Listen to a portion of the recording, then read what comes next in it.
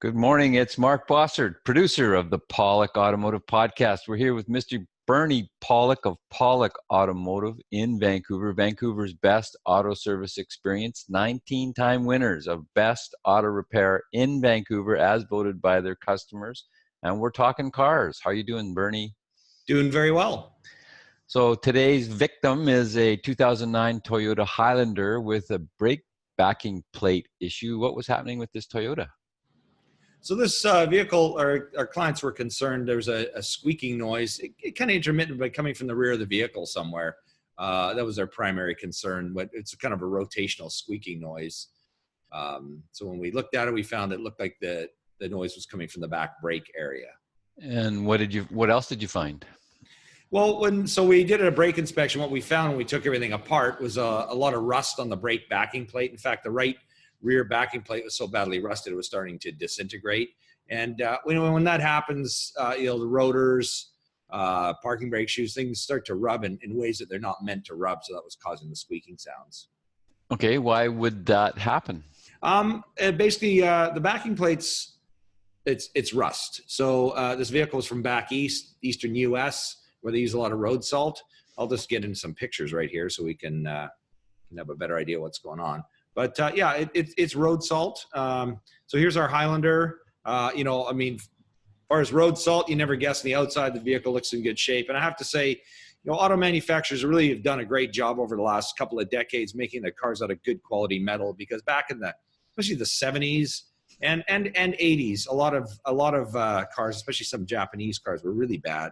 They just rust out, and cheaper quality cars rust was a big problem. But, nowadays, we do find problems underneath the vehicle where vehicles have been driven in those kind of corroded conditions. So here's the left rear backing plate. This is actually the one that was in better shape, a little more solid than the one on the right. But you can see a lot of rust here, a lot of rust, the paint's basically gone. And down here is sort of the worst area on this side. But on the other side, it was like literally, it rusted so bad it was breaking apart. You can see here the parking brake shoes have never been changed. There's still some material on this shoe, but the angle I took the photograph on, the rear shoe had very little friction material left. So this is the kind of the ugly part of it. Getting back to that's a replacement. This is on the right-hand side, the side that was worse worn. You can see the plate is solid. The shoes are thick.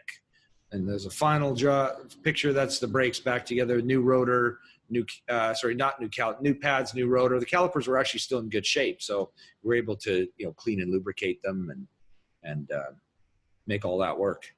So were there other brake components that were worn out as a result of the rust? Well, not necessarily as a result of the rust, but at this point, other things need to be replaced, like the pads and rotors were worn.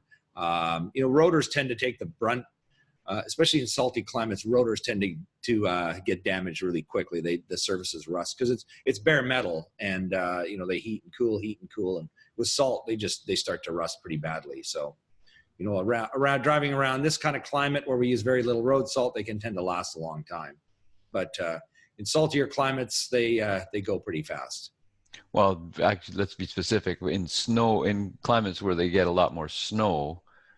Exactly. Yeah, that's a good distinction. Yeah, I say road salt climates are the worst.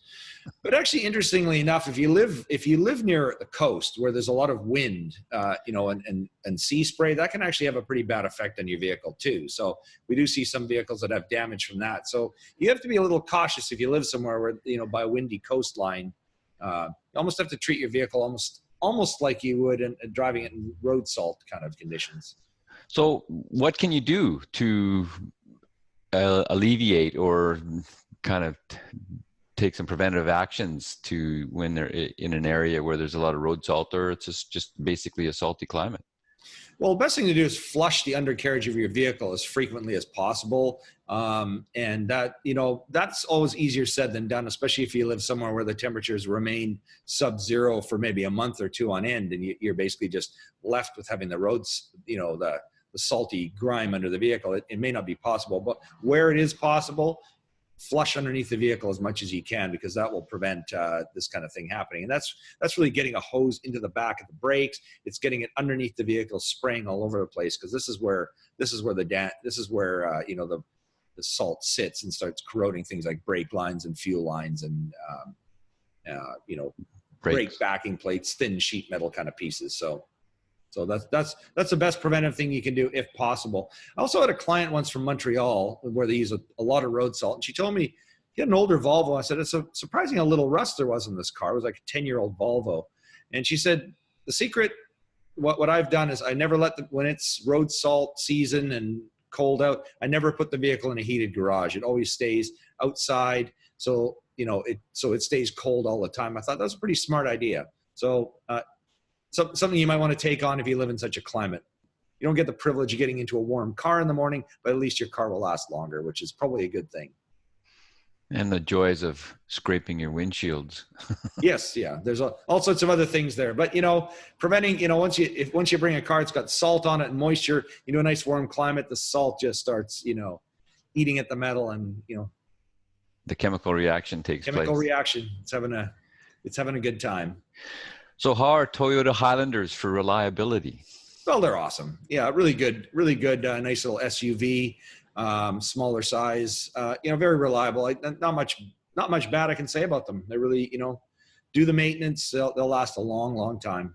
So there you go. If you're looking for any kind of brake, backing plate issues or squeaking or service on your Toyota Highlander in Vancouver, the guys to see are Pawlik Automotive.